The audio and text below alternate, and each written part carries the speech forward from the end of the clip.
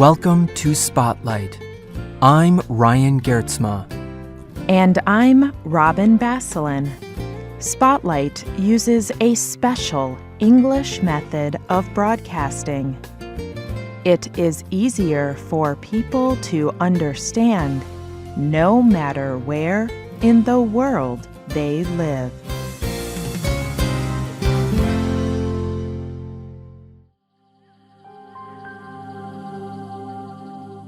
Love and sex. These are two of the strongest human desires. Many people dream of finding the right person.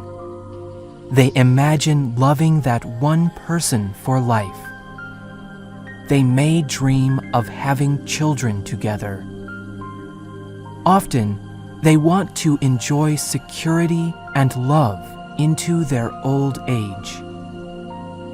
Sex is an important part of this kind of loving relationship. Sex helps people feel physically and emotionally connected. Some people claim that pornography, or porn, will help people's sexuality. Porn is print images or film that shows sexual acts. People like porn because they like sex. But how does porn affect real-life relationships? Today's Spotlight looks at the question, does porn kill love?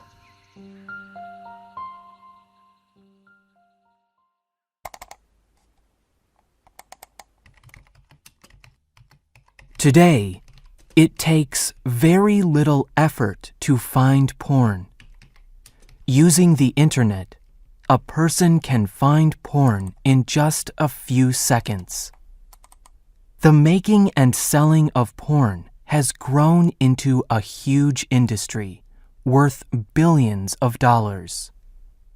The Sunday Times UK newspaper reports that the internet porn industry makes $3,000 every second. That is a lot of money. But how does all this pornography affect the quality of the real loving relationships that we all desire? Well, one of the results of porn is that it can lead to feelings of insecurity. The porn industry uses actors and models to create their sexual images. Sometimes they also use technology to enhance or change these images. Most men and women cannot look like the people they see in porn. When a person enjoys porn, they can start to expect unreal or impossible things from the person they love.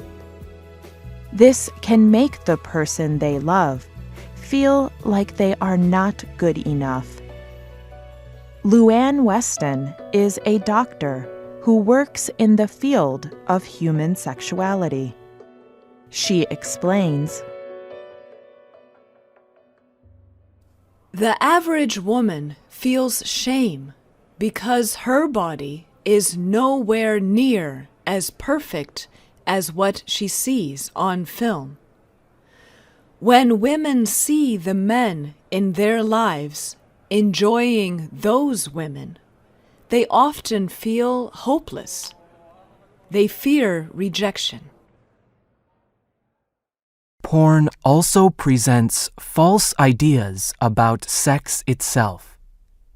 Writer Michael Castleman writes about matters of sex. He believes that porn is ruining love. He argues that porn is not real sex. And he thinks this is a major problem. In a story called The Real Problem with Pornography, he wrote, Porn sex is the big lie, told over and over and over again. Yet, the large amounts of internet porn make people believe that porn sex is the way sex should be.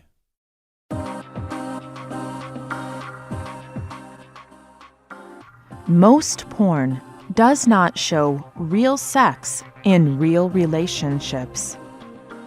It does not involve emotion or shared lives. It is not concerned with love. It only shows acts of sex. And these acts are getting more and more extreme. The porn industry competes for profit, and industry competition leads to more extreme kinds of porn, even violent porn. Extreme porn is becoming more common. The Sunday Times UK News reports that 88% of the material from several popular online porn websites includes physical force or violence. But the truth is that most people who watch extreme porn do not even like it. In fact, they can be sickened by it. Yet they still want it. Why would someone feel a strong desire for something that they do not like? Something that can even make them feel sick? The answer is one of the most dangerous things about porn. Recent scientific research proves that porn can act like a drug on the human brain. When people start using porn, they can become addicted. They develop a harmful need to watch it, and they find it very difficult to stop. Porn affects the same part of the brain that drugs do. When a person first sees a new kind of porn image, it causes excitement. But watching the same images over time causes your brain to react to them as though they are normal. Just like a drug addiction, porn addiction requires more and more porn to reach the same level of excitement.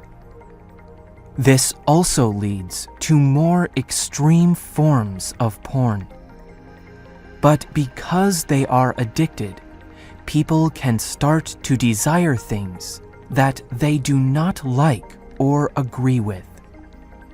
They can experience intense physical desire for something they know is damaging, just like drugs. These kinds of desires do not lead to real relationships. They only lead to more porn. Gail Dines is a university teacher and writer. She has studied the effects of porn for many years. Dines wrote a book about her research called Pornland. She told the Guardian newspaper, "The earlier men use porn, the higher the chance that they will have trouble developing close relationships with real women. Some of these men desire porn instead of sex with a real human being."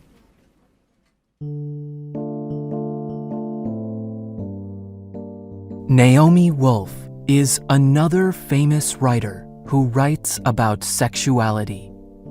She travels the world to talk to people about these issues. Wolf has also found that porn does not help people come close to each other. Instead, it separates people. She writes, The young men talk about what it is like to grow up learning about sex from porn. They talk about how it does not help them understand how to be with a real woman. When I ask about feeling lonely, a deep, sad silence comes on the groups of young men and women. They know that they are lonely together, even when they are having sex. And they know that porn images are a big part of that loneliness. Porn may satisfy some basic sexual desires, but it does not satisfy our deep human need for loving relationships. And the porn industry has a financial interest in creating porn addicts. The more porn people watch, the more money the porn industry makes. But the industry does not have any interest in making human relationships stronger.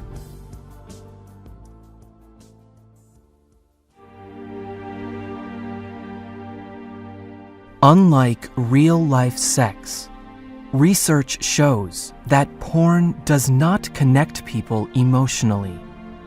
Instead, it separates people. Porn leads only to more porn, instead of helping people enjoy their sexuality together. Experts seem to agree that porn is killing love, and it is making us lonely. In a story for the Daily News UK, Wolf asks an interesting question. Are we sexually free if porn is taking over our minds and making us unable to keep meaningful relationships? A powerful industry is trying to turn us more and more into sexual and emotional machines, where we are only able to enjoy sexual desire in a room with a computer, alone.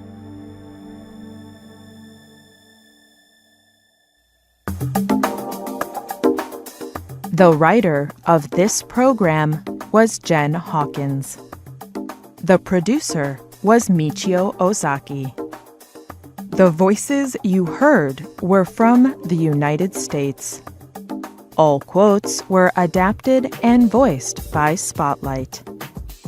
You can listen to this program again. This program is called Does Porn Kill Love? We hope you can join us again for the next Spotlight program. Goodbye.